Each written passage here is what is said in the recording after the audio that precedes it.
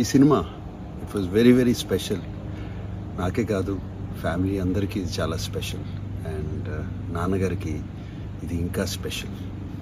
ఎలా అయినా సరే ఈ మూవీని ఒక క్లాసిక్ సినిమా చేయాలి, క్లాసిక్ సినిమాగా తీయాలి, హిట్ సినిమా తీయాలి. నాన్నగారి ఆఖరి ఫిలిం అందరూ ఫ్యామిలీ అందరూ కలిసి ఒక టీం వర్క్ లాగా చేసి, and especially thank you Vikram and thank you PS Vinod, thank you Anoop, thank you the whole team of మనం.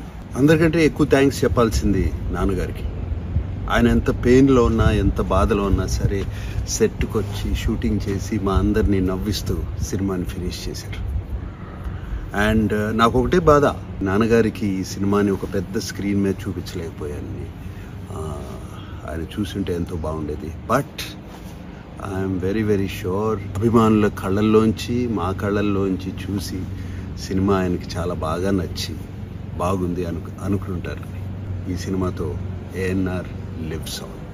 ఈ మే 23న మళ్ళీ మా మనంని మీ కళ్ళ ముందుకు తీసుకొస్తున్నందుకు చాలా సంతోషంగా ఉంది. మీరందరూ చూసి